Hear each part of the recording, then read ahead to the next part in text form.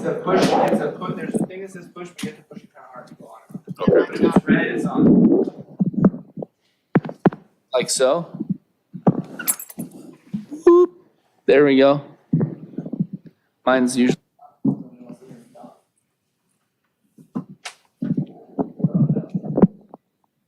Okay, all right. Hold on 1 second. 1 second, 1 second.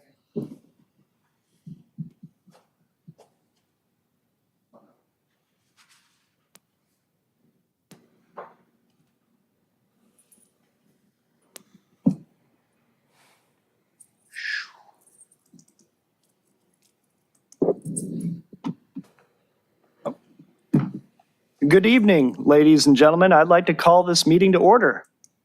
Officer Lostrom, may I have a roll call, please? Affirmative. Commissioner Koeg. Here. Commissioner Gall. Here. Commissioner Kleinbaum. Here. And Commissioner Gittens. Here. Commissioner Gupta is absent. Thank you. Let's salute the May flag. Proceed to the salute the flag. Ready? Begin. I pledge allegiance to the flag of the United States of America and to the republic for which it stands, one nation, under God, indivisible, with liberty and justice for all.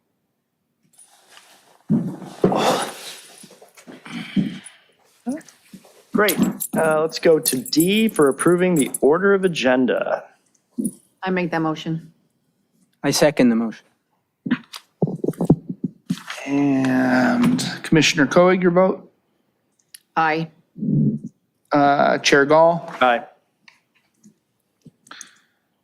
Commissioner Kleinbaum? Aye. And Commissioner Gittens? Aye. So approved. Great. Any blue folder items? No blue folder items. Thank you. So we go to the consent calendar. Do we need to read the boilerplate? Just a motion to approve the consent calendar, which includes the affidavit of posting. We don't have minutes yet for July. Oh, okay. Great. Motion to approve the affidavit of posting reflected in the consent calendar, item F. I make that motion. I second the motion. Commissioner Koeg? Aye. Chair Gall? Aye. Commissioner Kleinbaum? Aye. And Commissioner Gittens? Aye. So approved. Wonderful. How about letter G with the excluded calendar items? I don't think anything has been left out. No excluded consent calendar items. You can proceed to item H. Great. I'll read this out. Is there anybody on Zoom besides OES? No. Okay, great. So public participation on non-agenda items. This section is intended to provide members of the public with the opportunity to comment on any subject that does not appear on this agenda for action. This section is limited to 30 minutes, but each speaker will be afforded 3 minutes to address the commission. Each speaker will be permitted to speak only once. Written requests, if any, will be considered first under this section. Great.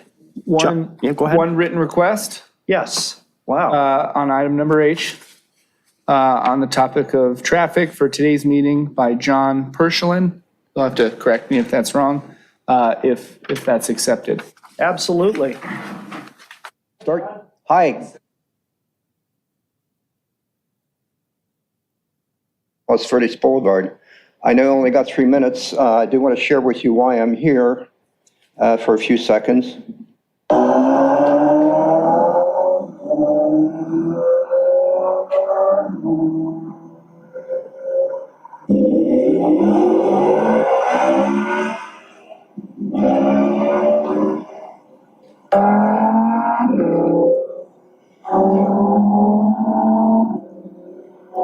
Okay, I got a tape that goes on for 3 minutes of that kind of noise, and that goes on every day around our house. That's right outside the wall from our property where my backyard is. The posted speed line limit there is about 30 miles per hour, is 30 miles per hour. The area is all residential. On Prospect Avenue, there's a school either direction, Toledo on one side, and I forget the name of the school on the other side. Several months ago, I bought a noise meter to try to gather up statistics to figure out how loud these cars are. And I put together a list of about 40 readings I got. and I put down the time, the high reading and the average readings I got. I presented these findings to Niles, our district council member. Niles gave the findings to Joe Hoffman, the chief of police. The chief presented them to Sergeant Dyberg and Captain Naylor. Both of them have been in contact with me, and they implemented a plan to address the issue. A sign was put on Palos Verdes Boulevard alerting speeders of noise makers and stiff fines. A few days later, they put up a sign on PV Boulevard, radar thing with the speed limit and captured the radar. Captain Naylor provided me statistics they gathered from their findings. I have a copy if you guys would like one. My wife and I, along with the neighbors, consider this not only a nuisance affecting our quality of life, but school areas in the area would consider it a real safety hazard. I do want to applaud Captain Naylor and his staff team. They've been up there patrolling the area. They handed out many tickets. Unfortunately, the issue still goes on. One thing I would have liked to have seen is they put the sign on PV Boulevard going towards PCH, the speed sign. I would have liked to have seen it on all four corners, and that may happen at some point. I know they had to move it somewhere. But he gave me statistics of the one way, which isn't really representative, I don't think, of what's really going on there. But because you got the other way where you got another 49,000, then you got Prospect, which you got another 30,000 or whatever people going every week or whatever it was. So anyway, that's why I'm here. Mr. Klanbaum invited me to come by and share this with you. Again, I'm working with the police. I just didn't know how in tune you guys are with this kind of stuff, but that's why I'm here. So. May I make a motion to extend or discuss with the participant, or am I not allowed to do that? You can ask a question and you can move to extend. Motion to extend? How much? A second. Seconded. Another 3 minutes, sir. Second. And Commissioner Koenig for an Aye. additional 3 minutes. I agree. Commissioner Gall, Yes. Commissioner Kleinbaum, Agree. Commissioner Gittens. Sorry, sort of the paper. I looked at you in that panic. An additional 3 minutes, proceed. Thank you. Commissioners, go ahead and question John about his report. I'd be delighted to have any questions. Any questions for So John?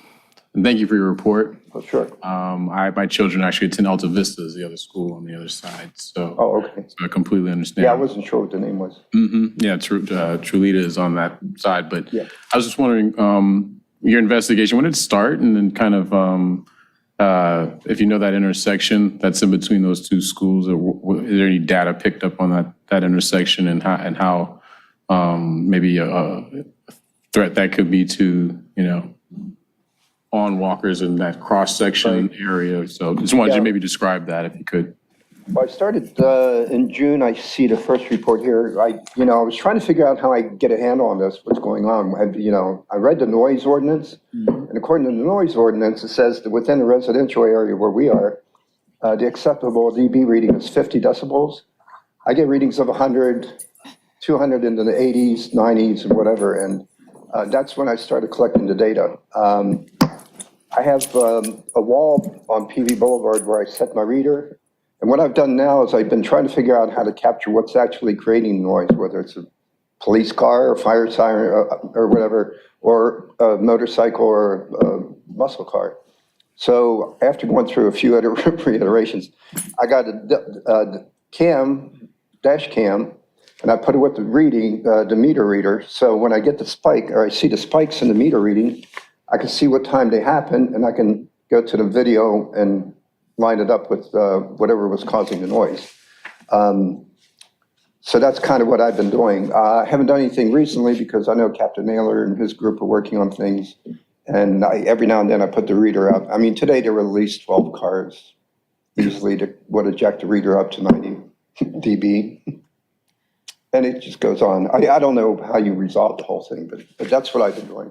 I have a question. So the 3 minutes that you said you have on video, is that a constant 3 minutes? Or is that sporadic of the different cars at different times of the No, what day? I did was I took separate videos I had and I put them into a 3-minute compilation of all the cars, which could be 20 or whatever it was. And when you were able to take the dash cam with the video, Did you get a consensus of what type of car it was that was making the loud noises? Yeah, it's mostly muscle cars or somebody that's just got a loud muffler. There's a guy that goes up and down the street in a little Miata. I don't think he has a muffler on it. He delivers for Fresh Bay, one of those delivery things. He comes putting through. He jacks up 89% on the DP reader and runs around the neighborhood. Anyway. And then there's the motorcycles that just take off they take off like a bat out of hell, pardon the expression, and go down PV Boulevard or up PV Boulevard. There's often. That'll be the 3-minute timer. And then, additional discussion would require an item to be on the agenda. Thank you. Are we sufficient here? I think so. I think we can talk about it at the end, Okay. to yes. agendize something. Yeah, that'd be great. Understood. Thank you, sir. So much for your presentation. Okay, you're welcome.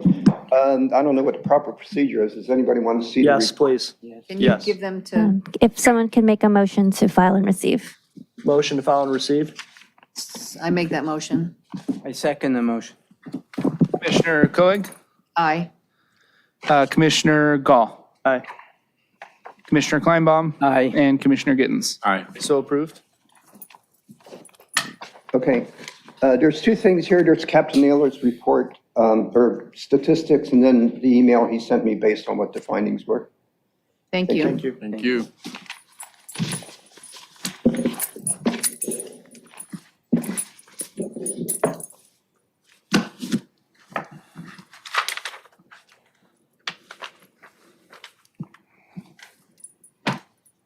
Okay, great. I think we're done with H. And no e-comments or emails from the public. Stand by. Thank you.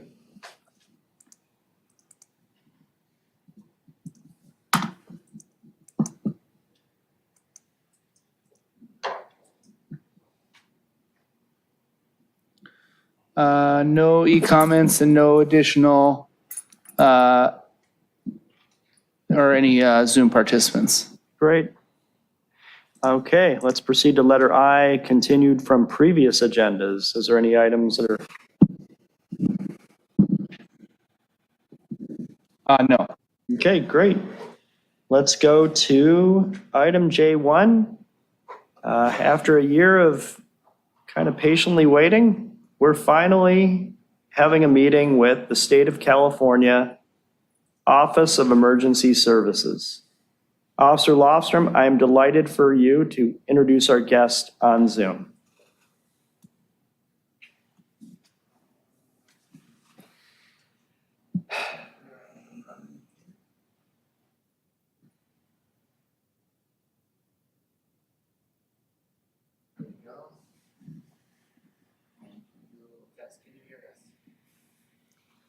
I feel like I'm on the Enterprise.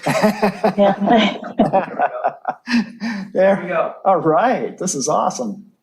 Okay. Thank you. Thank you. Good evening, and thank you for having me join your meeting tonight. It's much appreciated. I'm Tina Durungs, and I work for the California Office of Emergency Services in the State Threat Assessment Center. I'm having a terrible glare here, so sorry. And I am the school security coordinator. So in the schools program, we focus on providing or assisting with access to training. And then we also focus on facilitating increased information sharing. So I'm going to start with the training first. At this point in time, most of our training is funded by the STOP grant, which is a Department of Justice funded grant, Federal Department of Justice grant, and it's the Student Teachers and Officers Preventing School Violence grant. And what we utilize that money for is to provide behavioral threat assessment training. So the three trainings that we mainly focus, or the main three preventative areas that we focus our training on are number one, behavioral threat assessment, number two, school site vulnerability assessments, and then number three, response training. So I'll just go through each of those real quickly. The importance of a behavioral threat assessment team, and some counties have them at each school. Some of them have district-wide behavioral threat assessment teams, but the importance of a behavioral threat assessment team is it's really our ability to identify somebody who's on that pathway to violence and provide them with the help and the coping mechanisms that they need so that we can prevent that violence. And really, a behavioral threat assessment is a school or a district's opportunity to prevent violence. And it not only, if we do it right, if we provide them with the right coping skills, then not only are we preventing that from that violence today or while they're at your school, but as they go off into college or as they go off into the community, we may be preventing violence of incidents of violence as well there as well. Additionally, there's that need to educate staff, so the teachers, so that they can identify the students that need help and they can refer them to these threat assessment teams. So I know in Los Angeles County, you guys actually have a county-wide team called the School Threat Assessment Response Team, the START team. But I can't imagine that they can get to all schools in your county because it's so massive and there are so many schools. So I'm not sure, how many schools in your county actually have individual teams. The California Department of Education also utilizes the STOP grant, and they kind of take a different part of it. They provide some mental health triaging training to teachers. So that's kind of that first part, that training the teachers to identify the issues that would bring a student to a behavioral threat assessment team. So before I move on from behavioral threat assessment, I also want to encourage, I always encourage schools to always utilize an anonymous reporting system. This is generally how parents and students can bring issues of concern to the school's attention. And I know Sandy Hook Promise has an anonymous reporting system that they, I think they provide for free, or the initial cost is free. And so that's so very important because many of these issues of targeted violence against schools are stopped because kids and parents maybe see something on social media and then they bring it to the attention of the school. Yeah. Number two in training is school site vulnerability assessments. And those trainings are generally provided through our regional fusion centers, and they have a post-certified training that we helped develop. All the fusion centers came together and helped develop that training. And it's to identify vulnerabilities on school sites and then ways to mitigate those vulnerabilities. So for instance, many schools will have multiple classroom layouts. And so it will identify, when you go to shelter in place or have a lockdown in a particular type of classroom layout, how are you best protecting yourself? Does it lock from the inside? Does it lock from the outside? Are there things to barricade the door with?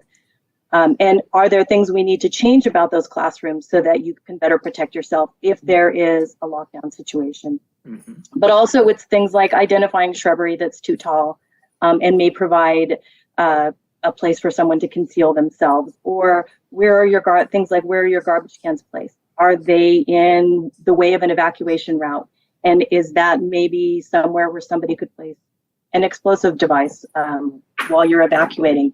And maybe they should be moved, off to the side, that kind of thing. The vulnerability assessments really increase situational awareness.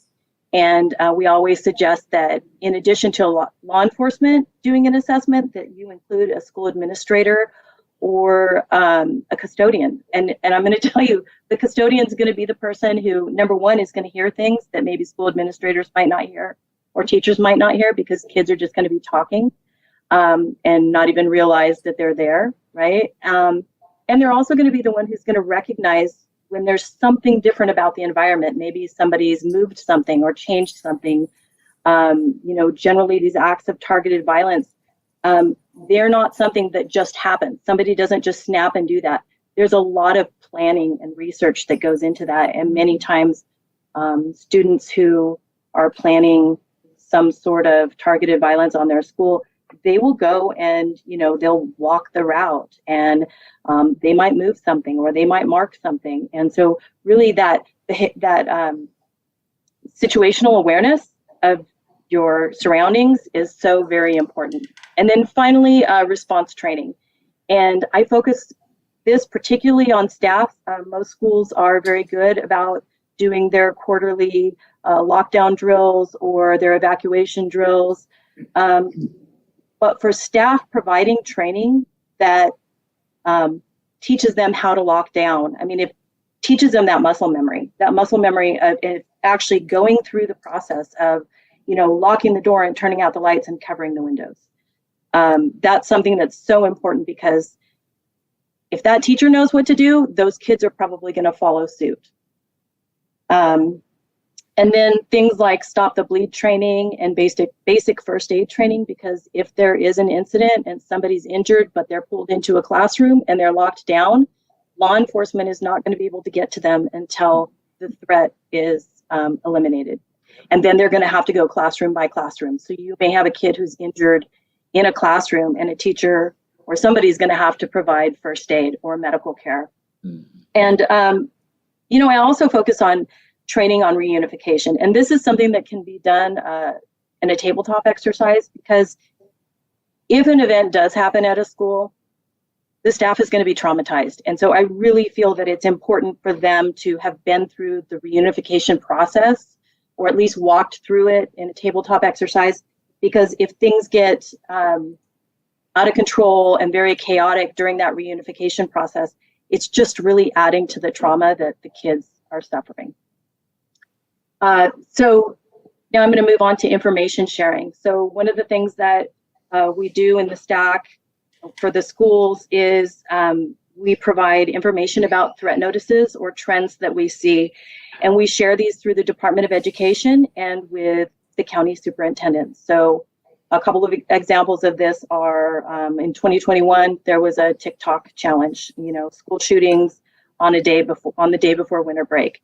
And that was something that we sent out to the school superintendents just to make them aware. And that was something that, it was a national challenge. Also, the TikTok challenge about vandalizing bathrooms, right? So that they have the opportunity to maybe come up with some mitigation factors on that. And then most recently, the increase in swatting and fake bomb threats and calls into schools.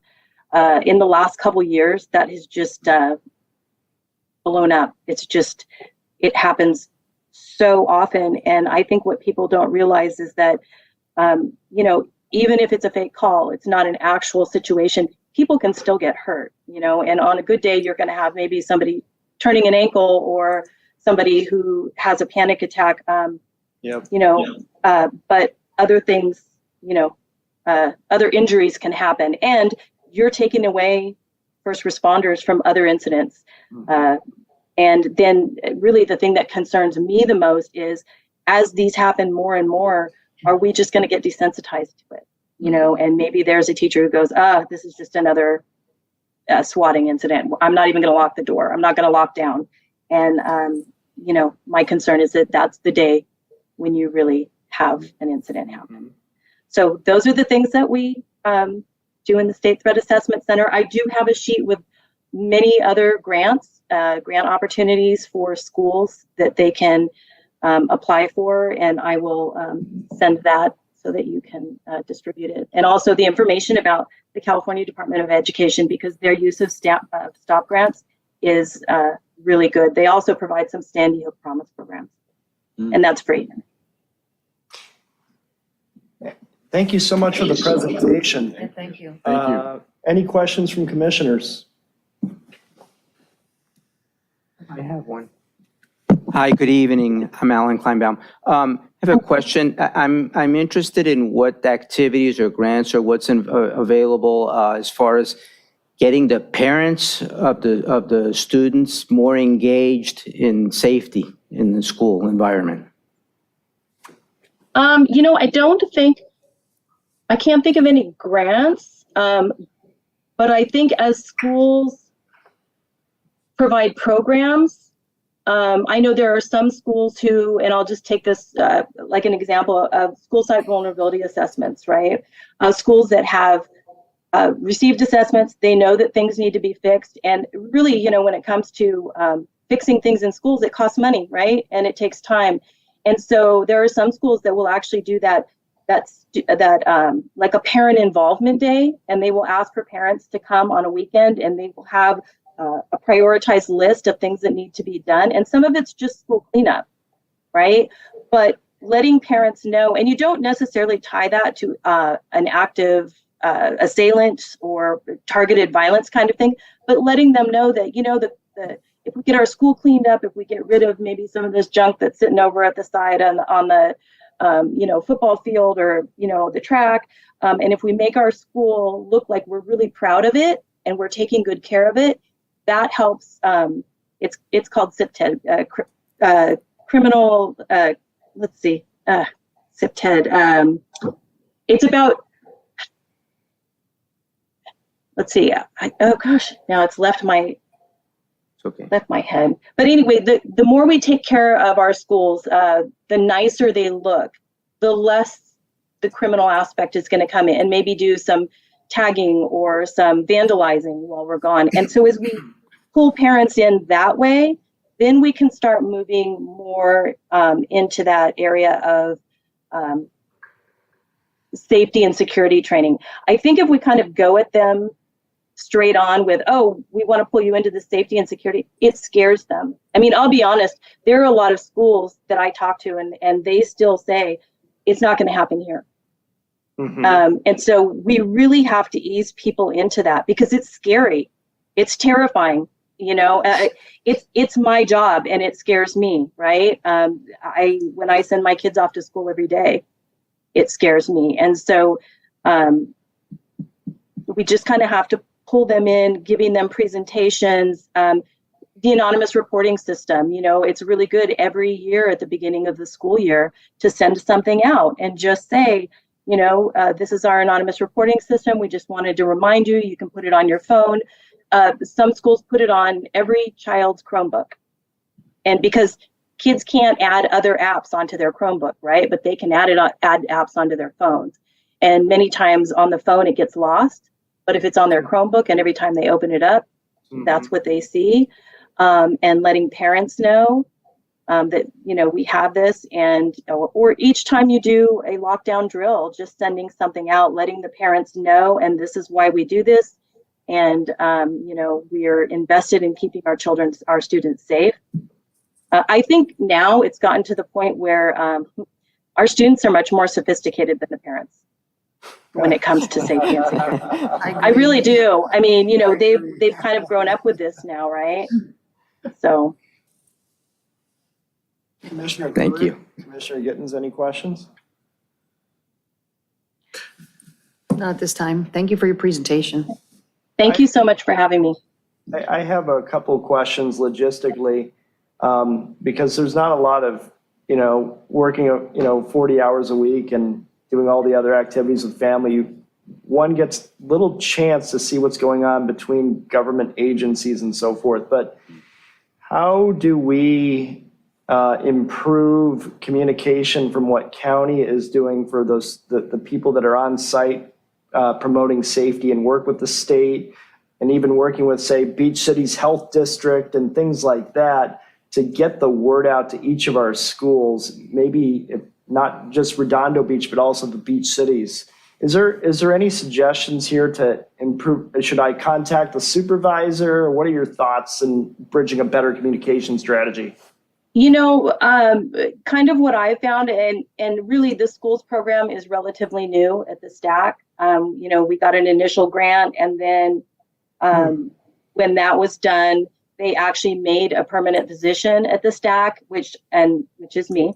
And so I'm very happy that they did that, and because but it's such an important issue. I mean, really, it is. Yes. I have to say that, before I did this, I assessed operational performance measures in the prisons, right? Wow. But my side gig was being that annoying parent who would go to the school meetings and say, your plan isn't really good enough. You don't have any active shooter component in your plan, because it wasn't until 2019 that the state required that.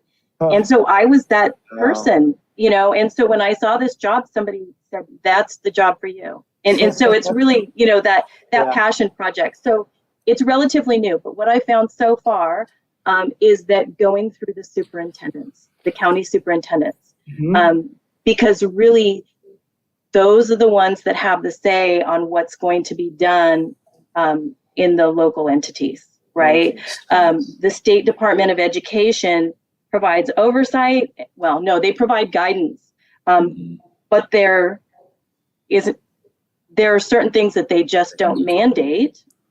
And at this point in time, a lot of that school security and safety stuff isn't mandated by law. And so the Department of Education can't mandate it. But if you have a superintendent who's really invested in that school security and safety, that's really where that kind of that influence comes from. Do they have public meetings at superintendent, or do you pretty much have to approach and ask for? I don't think they have public meetings. Yeah, so it'd be a kind of an internal concerned resident, and what are we going to do about this at the local level? Please come to our school board and city council meetings and try to work something out in closed doors meetings and open meetings and so forth. And I think really the best approach is just to go to them and say, let's talk about what you have. What kind of trainings are you guys providing? You know, it's so difficult because with COVID, you know, even in our previous stop grant, we provided money to some counties to do trainings. And so some of that money was to hire substitute teachers so that we could pull in teachers and train them, right? They couldn't find substitutes. Like we had to give money back to the federal government because we couldn't find enough substitutes to cover for teachers to get training. Wow. So really logistically, it's a fight. It really is. And hopefully as schools are able to deal with their hiring situations and get more teachers in, then we can provide more trainings and they'll have time for that. That's interesting. So it sounds like when I hear people in education say, we've got everything covered in our meetings and we have a lot of security experts in the school board and stuff. And I'm kind of hearing that there might be unaddressed gaps in maybe our defense plan, that as the state iterates new policy guidelines or training opportunities, that we should continuously keep in contact with state OES for any new advantages that we can have citywide here in Redondo Beach. And so I guess as a resident, maybe I'll advocate, and maybe Commissioner Kleinbaum can advocate, and other commissioners as well. But I think I kind of have an idea of where I would go with this. But I'm never satisfied with we're all set here. It just doesn't work for me. I always want to improve. It's like being a NASA QA person. You know, you want to get a little bit better every year. But I really appreciate this. Is there anything in the grants where there's new, exciting social media technology that could be implemented to prevent kids from, you know, or better notify parents about what kids are doing that are grant wise? And I'll look at what, you know, you're going to send over to Officer Lofstrom, but I was just curious if there's anything specific to that. Yeah, you know, I haven't seen anything in that, although I'm supposed to attend a meeting about some grant issues with cybersecurity. Yeah. And, I know that there is actually a new law that came into play where schools have to report cyber breaches to OES now so that we can track those, right? So I'm hopeful that we would eventually get something that would assist with, kids and their social media issues or cybersecurity issues. To put as the mom of two kids that are, that have their phones with them a lot. There's good and bad, right? Like again, many of these kids that are planning targeted violence, they just can't help themselves and they love to post. And so the good is that you have kids that are on there that see that and can help stop some of these incidents. But also kids nowadays have access to things that we never even imagined. Things that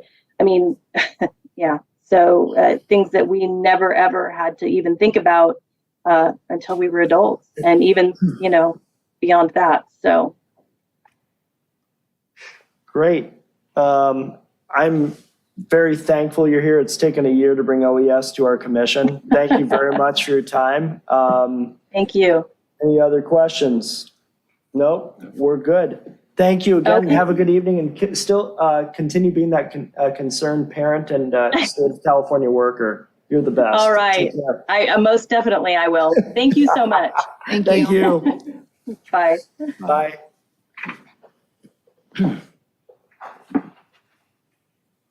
Wonderful. So we go to J2, discussion of recent fire events. And they are not here.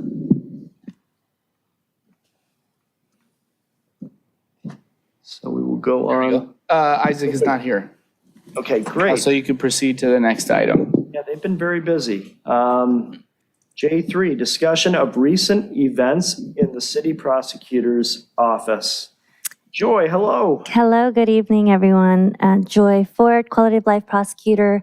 I think I previously mentioned in our budget process for this fiscal year, the council approved adding an additional 13 bridge housing units in our service planning area, Spot 8, on the condition that we identify funding, grant funding for it, which I am happy to say we have. And on our city council agenda tomorrow, we have a memorandum of understanding with our South Bay Cities COG for funding for that purpose. So hopefully next month we'll bring the leases for those 13 additional units. And we are still working on grant funding for expanding our pallet shelter. And homeless court will be this Wednesday. Where is the bridge shelters going to be located at? Wilmington. Which one? Wilmington? Wilmington. Oh, okay. Gotcha. And then the other question I had, sorry, there's a Verizon facility that has tumbleweeds all over it. Could we ever expand the pallet housing over there, or what's going to happen to that in the future? Just curious. That is a policy call for our mayor and council. Got it. Well, I'm all ears. Any other questions? What was the source of the grant funding again? From the SBC COG, the South Bay Cities Council of Governments. Okay, thank you. Is that Jackie Bacharach? Yes, she's Yes. the executive director. Yes. Yes. Commissioner Kuig? I don't have any questions, thank you. Trying to think of anything. And to be more specific, it is county funding that gets funneled to the different cities and COGs. And we made a proposal to the COG for that specific funding that they allocated for these single room occupancy units and motel rooms. And we're going to hopefully pass that agreement tomorrow. LA County? LA County, yes. How's the capacity at the pallet shelters now? Are people starting to recover? Would you say you've got repeat people going back and forth in there, or people from out of state, or? No. No. So we've Great. never had people out of state. The rule that they come from Redondo is always has been followed pretty closely by Harbor Interfaith. They haven't had to open it up to anyone outside of Redondo Beach. We have a waiting list, and we haven't had anyone come back to the pallet shelter. So the people that are leaving the pallet shelter then are getting permanent housing? For the most part, some do return to the streets. Some have passed away, unfortunately. We have I believe it's a 56% exit rate from our shelter to permanent housing. And to compare that to our entire spa, the spa 8 has a 17% exit rate. So we are doing very well. Thank you. 3.5 times more likely to survive, so to speak, rather than go back to the streets or pass away early. Are there any other questions? Yeah, given the situation, it's good policy making. And how's homeless court going? Any new developments there? It's going well. We usually have 1 or 2 graduations every month. I haven't started looking at everyone's cases for this month, so I'll be preparing that tomorrow. That's great. Thanks for your time. And then we go to the crime recap, J4 with Officer Lofstrom. Go ahead, sir.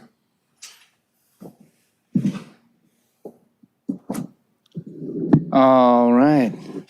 So obviously, in addition to the Part 1 crimes that are provided in the agenda, some things that I would like to cover are beach life, which is this weekend for 3 days, Friday, Saturday, Sunday. We will be having beach life. Starts at 12. Say again? Starts at 12. Starts at 11, or later on Friday, and then 11 on Saturday and Sunday. I think is the earliest you can get in. This is a little bit older because we didn't have a meeting last month, but they filed charges on the homicide suspect from the homicide that occurred 2 months ago. And then in the city's budget, this past fiscal year budget in June, July, 2 additional sworn police officer positions were added to the Redondo Beach Police Department, which takes us from total capacity from 96 to 98, which is pretty cool. And then there's been recent speed limit changes that I'd like to recite for you guys. 5 mile per hour reductions. Wow. Inglewood Avenue Wow. from Grant to Artesia, northbound and southbound, reduction from 40 to 35. Wow. Redondo from Harbor Drive, the furthest west, to Pacific Coast Highway on the Redondo side. Yeah. So the north side of that is Hermosa Beach. Reduction from 35 to 30 miles per hour. Yep. Burl Street from Harbor Drive to Pacific Coast Highway, eastbound and westbound, reduction from 30 miles per hour to 25. Wow. Torrance Boulevard from Pacific Coast Highway west, down around the circle and back to PCH. Eastbound and westbound, essentially including that roundabout there. Reduction from 30 miles per hour to 25. Yeah. Catalina from PV Boulevard to Avenue I.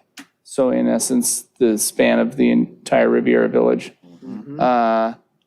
North and southbound, a reduction from 25 to 20 miles an hour speed limit. And then moving on to any questions so far? No, there's a long history with the last one, so I'm glad you did it. Yeah. It's a high traffic area. The community policing report, we had our 48th Citizens Police Academy commence Great. on August 23rd. I may have also identified an additional student who was in the very early Second. years of Citizens Police Academy. We attended the Employee Appreciation Day at Northrop Grumman, who's obviously a huge entity in the city. Yeah. About 7,000 or 8,000 employees usually attend that, and we were out there engaging and giving away our handouts and so on. We attended the Burl Heights PTA movie night and handed out free popcorn. And we were, I don't want to brag or anything, but we were quite the hit. Free popcorn will do that, but also our charming staff. We attended the 9/11 ceremony at Valor Christian Academy. Cool. And we had the RBPD volunteer banquet on the 13th at the Portofino Hotel that honors all our volunteer employees. As you guys see those reports between the reserve roll call and the volunteer in policing reports, thousands upon thousands of hours of volunteer work valued at hundreds of thousands of dollars. Today, actually, we conducted run, hide, fight training again at Northrop Grumman for another group. We have a safety presentation at St. Andrew's Church tomorrow. Obviously, Beach Life Ranch Festival is this weekend. And we will be wearing black cowboy hats this year. Uh-oh. So if you're going to be there, we're going to look cool. And the mustache, too. That was I hope to see you all at National Coffee with a Cop great. Oh, okay. Day, the first Wednesday in October. It is from 9 to 11 at Tommy and Atticus, which is a new small business, very popular, where the old Giuliano's was on Aviation. Oh, That's a good space. It's a little cafe bakery, and I'm hearing that they have great stuff. Good coffee. So, and you'll have free coffee and us there, obviously. It's going to be just a really great time. always. We're going to do an event at the skate park. We had some custom skate tools made with our insignia and name on them that we're going to hand out and do a little positive community engagement at the skate park to keep that strong relationship between Yeah. the skating culture and law enforcement strong. Ever since one of our officers was depicted on Wee Man's Instagram doing a kickflip, we've had a pretty good relationship with them, but even though we've had to enforce some rules down there, we want to keep it positive. Which officer did that? That was John Bannock. John Bannock. Wow. Very proficient skateboarder. Wow, that's awesome. So, there's run, hide, fight training on October 14th at the South Bay Islamic Center, which is located in Lomita, but there's a strong nexus to Redondo Beach. That's a hub for a lot of the South Bay cities to attend, and the person who reached out to us to do it there was actually one of our Citizens Academy alumni. Good. If any of you haven't done the Citizens Academy yet, highly recommend. Next session begins February 24. Would love to have you. Domestic Violence Candlelight Vigil is going to be on October 21st at 7 p.m. at the station. That's a great event.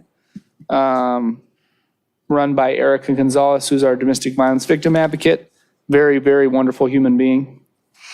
And then on October 28th, we're going to start during the day with the National Drug Take Back. Last year, we took back some 700 pounds, which was more than all the South Bay cities combined. So that's kind of a big one for public safety wise, because they end up in the wrong hands, The ocean. in the ocean, being toxic, so on and so forth. And then that same night will be our Redondo Beach PD Halloween movie night at the auditorium, high school auditorium grass. So if you like a good movie and free popcorn, please come on down and wear a costume. I will be in costume as your community-based officer. Any questions about our community policing report? Moving on. Yeah. Oh, sorry. Questions? Yes. Yeah. One was, there's an awards banquet at the Portofino Inn. I read about it in the Beach Reporter, Easy Reader. And in previous years, the commissioners were invited to that. Is there a reason we weren't this year? You know what? I don't know. I'll have to investigate for you on your behalf there, That Commissioner is true. We Kleinbaum. have been invited before. The volunteer banquet. Correct. Yes. Okay. Invited the commission. Okay, good to know. Let me look into that. Okay. And we always, us can hang out too. Just make up for that maybe this year, and then next year we'll get back on the money.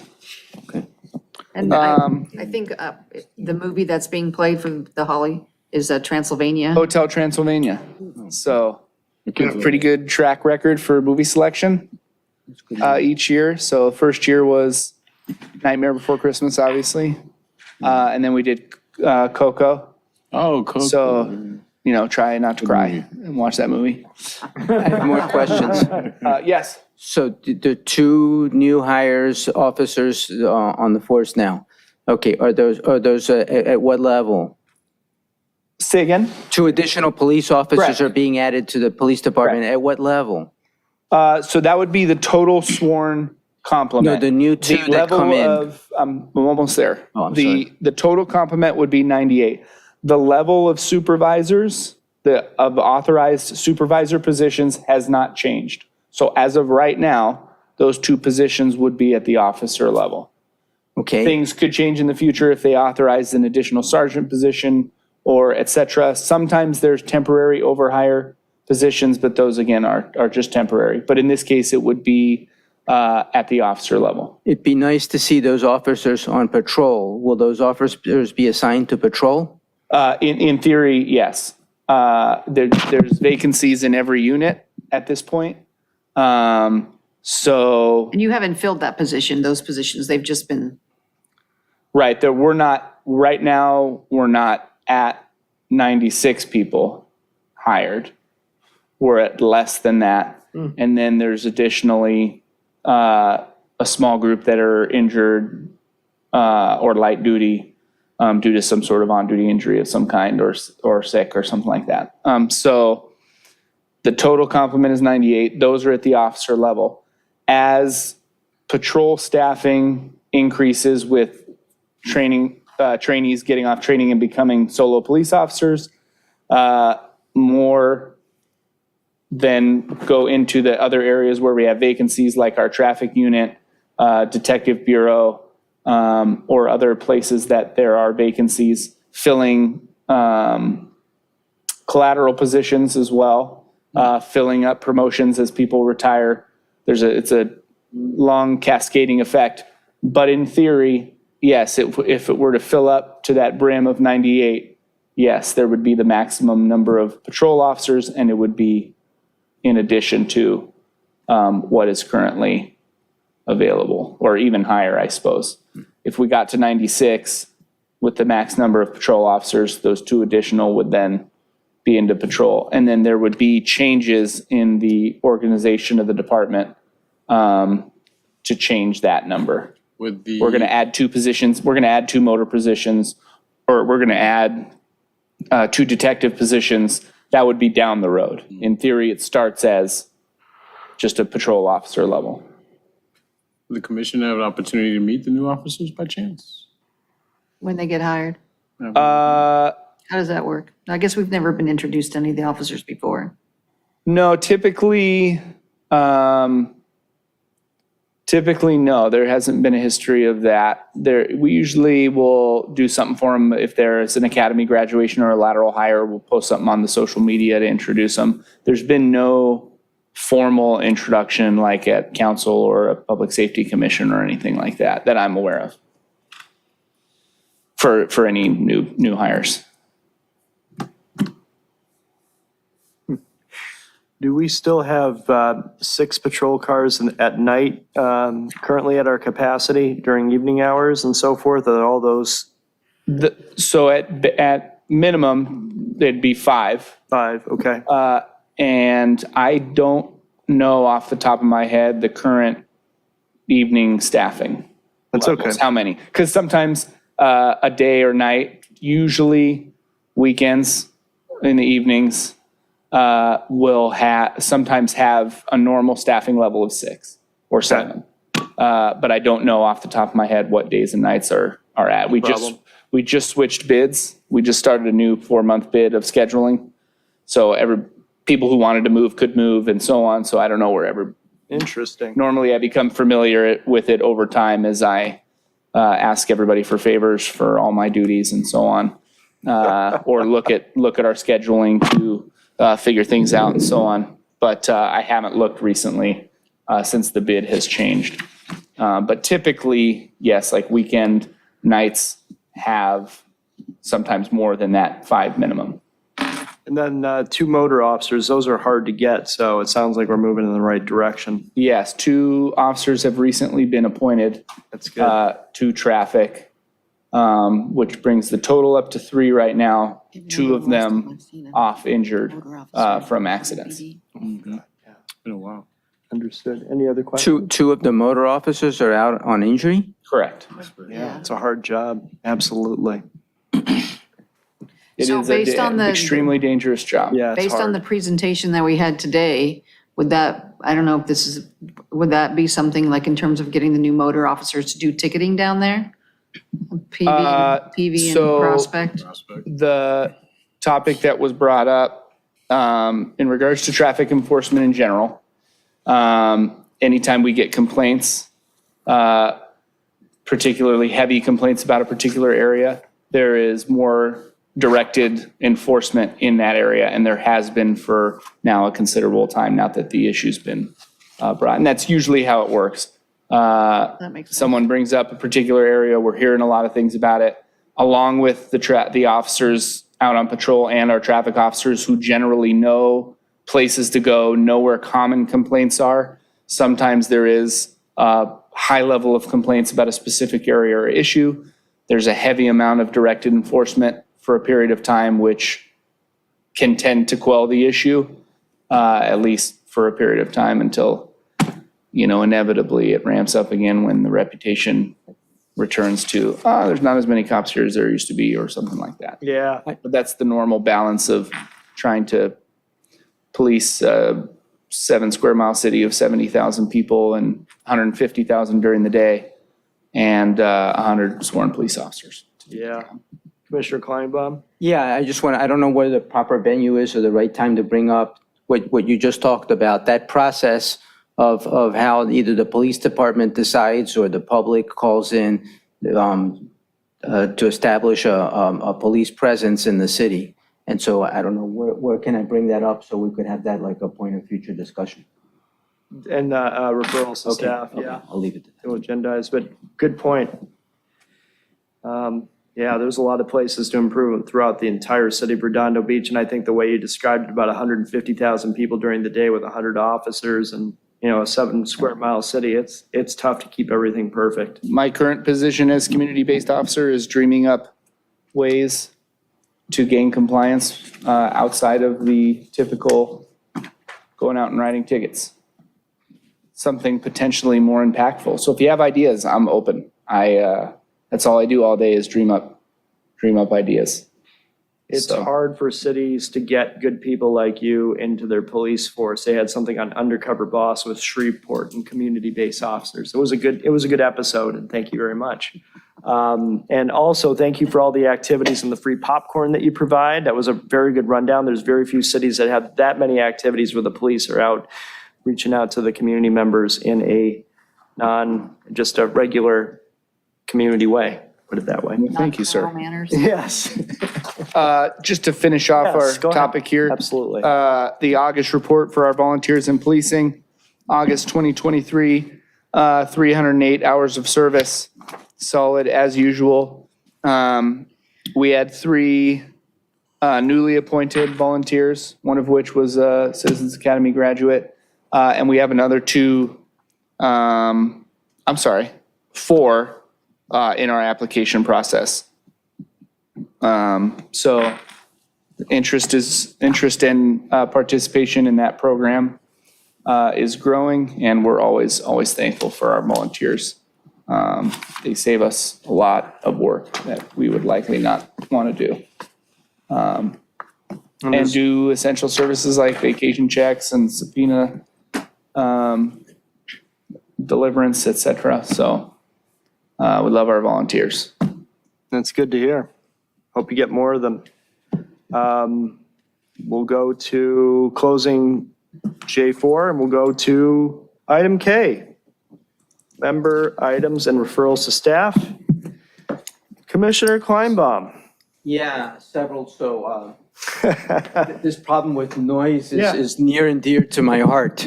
Okay. Yes, we And know. so, yeah, okay. And then so I don't know, how do we come up with a project for that to look at how we can improve the quality of life in the city by reducing the ambient noise throughout the city? We have all these ordinances, and if we don't enforce them, why even have them? Then we should just get rid of them. I have one comment before we go into this, is that there's a new Redondo Beach police webpage that shows data on different crime and trends and so forth, and I like that. I mean, we've been asking for data for a long time, and it looks really good, keeping track of the number of petty thefts or, assaults and stuff like that. And but how do we create a system to reduce noise and traffic issues? It's a good question. And just related to that, it's not just the noise, it's a safety problem too. There's a lot of collisions and there's human injury that's related to that. Yeah, I mean, that goes back to There's kind of. something I can speculate on. There's municipal codes in place, and our quality of life unit has worked on getting the equipment for noise measuring and a process for administrative citations, which makes that process slightly easier enforcing some of those municipal codes. But the main thing is the municipal codes that govern those decibel levels typically require an ambient noise reading first, and then that sets the base for what then becomes a violation above that. So they're just going to be kind of working off of what's written on top of that. So there's definitely things in the works that are happening to address those noise issues and quality of life issues and so on. But there is the overall idea that the ambient noise in the city is higher period than it used to be in 1970 when that was written. People have more cars. Is the ambient noise means of reporting, is that trained in Citizens Academy and can it be part of the training programs? There's a entire quality of life unit presentation in Citizens Academy, Great. of which our amazing Joy Ford does a portion of for the quality of life prosecution part of that. But yes, they cover all I wonder if we sorts could of make quality of them, life type things, including noise. Sounds like a much improved program. Yeah, just wondering if we can make a motion to maybe agendize that and have them do the presentation for us. Is it a long presentation? Not Would that matters, but I mean, Would like, that be just to hear about how they enforce noise violations? I'm not sure I understand. yes. I mean, we were talking about the noise violations, and if that's Yeah, part of so the training that you'd you make a do motion, with the Citizens Academy, I would make a motion to have somebody do a quality of life presentation. unit, talk about how they address noise violations. That would be like the motion and then a second and so on. Correct. And that would give me something to put on our list. yeah, it'd just be also be good to know from his report, I think, the causation of why when you get noise, is it cars going very, very fast during that area, or is it a car that has a naturally louder, Or it's been nature or what have you? So, that would rule out speed, if you will. Yeah. So just Well, there's knowing a that would specific be- component to that too. My neighbors always eat dinner outside and they're loud. And I think it goes above a certain amount of decibels. So then they'd measure the ambient noise of whatever's going on and then see where that noise inflection takes that reading. So they know more about it than I do, obviously, but that's all been in the works. But if someone made the motion for, quality of life presentation on noise enforcement. I'd make that motion. I second. Second. There you I go. third. Roll call, please. Let me get Somebody my say little no, just to paper here. confuse people. Commissioner Koenig, Aye. Chair Gall, Aye. and Commissioner Kleinbaum, Aye. and Commissioner Gittens. Aye. So approved. That's good. Another referral to staff is we had believed there was some question as to whether Commissioner Kuid could stay on for another couple of years. So if staff could investigate and, Yeah, it's just something for me to to look at. find I out. just know that the prior chair, and I can't recall his name off the top of my head, Stern? Julian Stern, was here for like 10 years at Wow. least. So, I mean, I know that there's 2 full terms, I think, but if you get appointed, I was told, if you get appointed like interim, you still get to serve that interim plus 2 full terms. Yeah, I would say did someone email you and say Yes, I that got it an was, email in that July you're termed out? as of September 30th. Yeah, I would say email right to Eleanor or the city clerk email. I can do that too. But if And you then hear just- anything, Just CC me so I'm aware okay. and just say, hey, am I eligible to be appointed again since my previous term was a midterm appointment?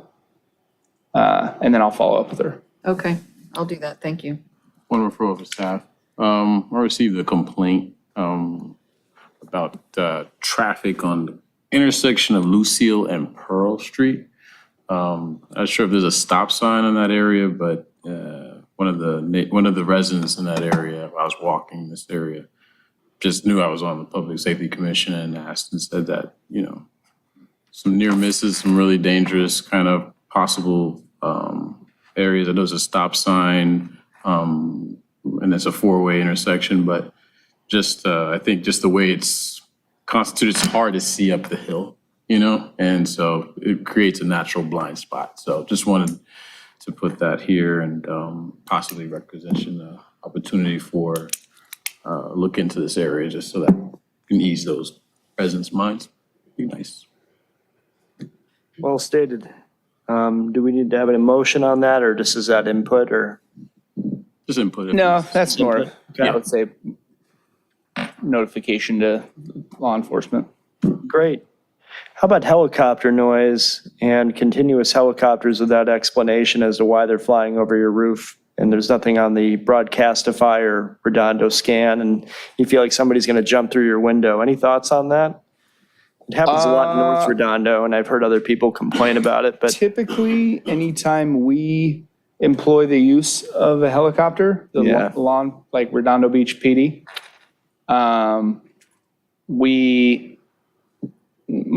most every time, every now and again, obviously things get busy and sure. we're working an actively evolving incident and so on.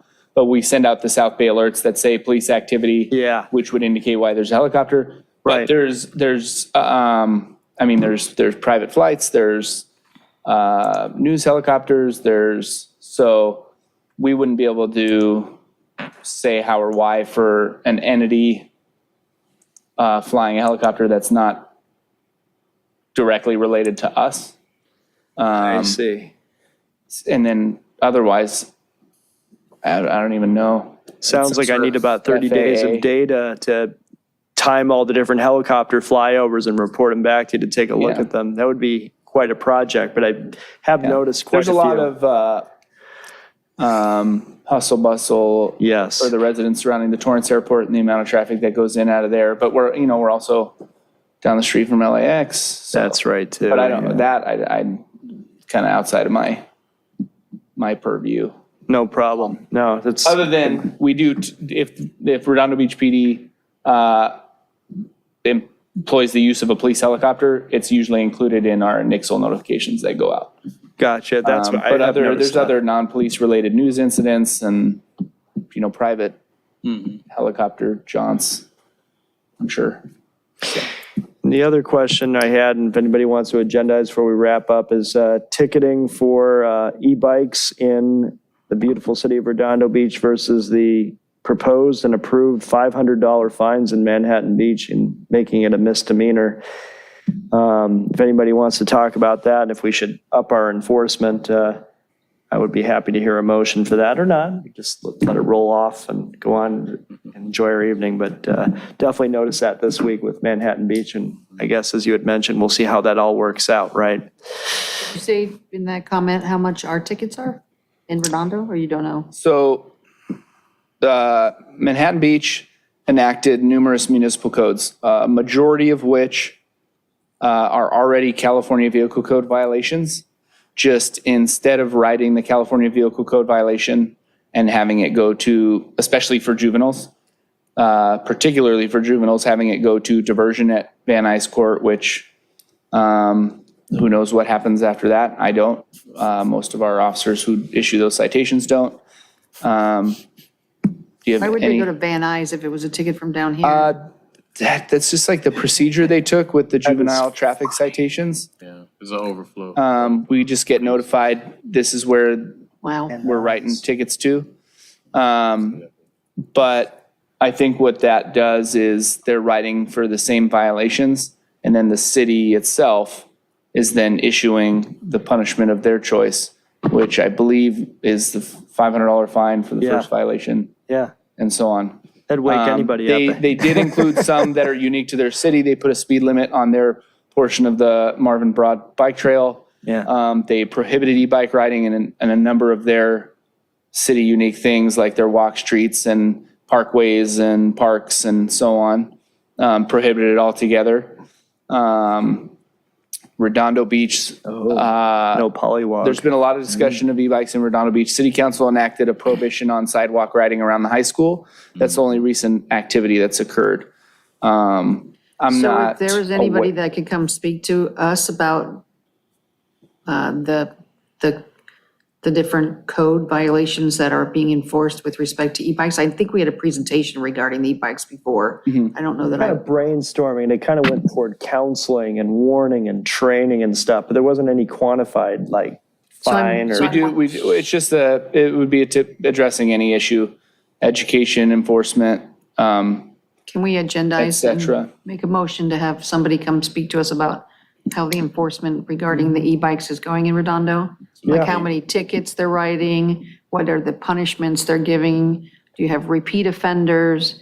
I notice, I'll just tell you, I see all kinds of kids riding around with helmets that aren't locked, so what good does that do? You get hit by a car and your helmet flies off? I mean. Yeah, still a violation. It does have to be secured. Sorry?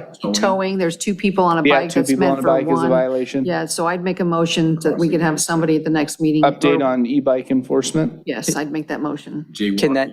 Can that include the situation of what's going on? You were getting into, like you were mentioning different things, but it would be nice to paint a picture of what, because people we're not all educated on what the problem is with the e-bikes. So there's a problem with e-bikes. So what is that problem? And then what is it that we're trying to fix? Okay, is the question. I don't know if you follow what I'm saying. If not, I Well, can I think that's what explain. I'm asking, because you have kids speeding, you have kids not following the rules, you have violations, you have people getting tickets, you have accidents happening. You have just an update on what's going on with the e-bike situation in the city of Redondo Beach and what they're doing to combat that. I think that Sure. encompasses your, Is there a second for the motion? Second. And Commissioner Coig, Chair Gall, Aye. Commissioner Kleinbaum, Aye. and Commissioner Gittens. Aye. Awesome. So approved. That would be 2 items on our docket here for the next couple meetings. Good work done. sounds good. Wonderful. I hope you continue with us, or at least just show up and do a 3-minute speech. Sure, there's no 3-minute speech. Motion to extend. Fingers crossed. Yeah. Any contact with the Brady Foundation, or should we just kind of let that one fall off? I sent multiple emails and I have not heard anything back. I called DC as well, talked to the assistant to the principal or the CEO of the Brady Foundation, and they never figured out who was talking to LA to Commissioner Gupta. I just don't know where this is all going, so I will not bring it up again until Commissioner Gupta says, I found him or I found her, and they'll be at the next meeting, motion to agendize. I'll leave it there and wish everybody a wonderful evening, and this Public Safety Commission meeting is adjourned. Thank you all and have a good night. Thank you. Oops.